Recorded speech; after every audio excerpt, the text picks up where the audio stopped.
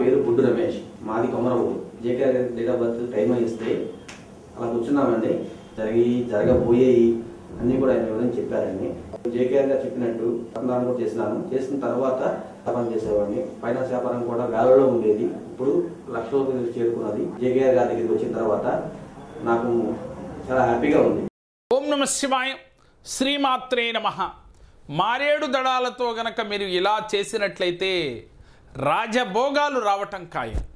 సహజంగా మారేడు దళం యొక్క ప్రత్యేకత గురించి మనం చెప్పుకోనక్కర్లేదు. చాలా అద్భుతమైనది, పరమ పవిత్రమైనది మారేడు దళం.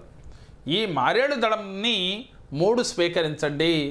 స్వీకరించి చక్కగా ఒక శుభతిథి రోజున మీరు ఆ మారేడు దళం పైన ఎర్ర చందనంతో హ్రీం అనే యొక్క ఈ బీజాక్షరాన్ని రాయండి. రాసి శ్రీదేవి, ఆ తల్లి అంటే లక్ష్మీదేవి ఎదురుగా కూర్చుని మీరు మనసులో సంకల్పం చేసుకోండి.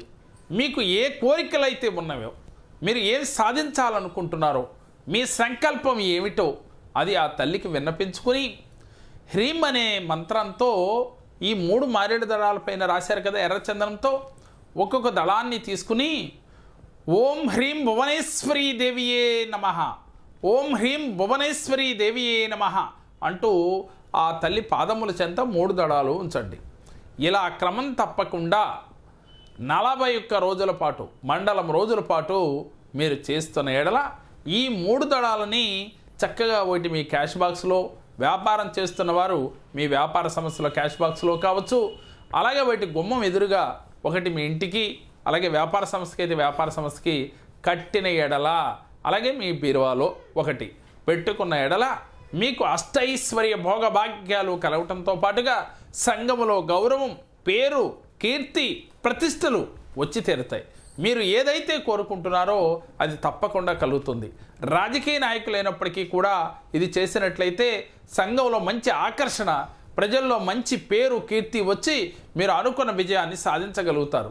ముఖ్యం ఏదైనా మనకి ఆ దైవం యొక్క మనం మనసా వాచ కర్మణ నమ్మకంతో ఆచరించటం, ముందు నమ్మటం, మానవ ప్రయత్నం చేస్తూ ఇలాంటి క్రియలు చేయటం వల్ల మనకి కోరిన కోరికలు తప్పకుండా తీరుతాయి.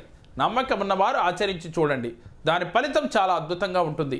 మేము చెప్పిన ఈ వీడియో మీకు నచ్చినట్లయితే లైక్ చేయండి, మీ ఫ్రెండ్స్కి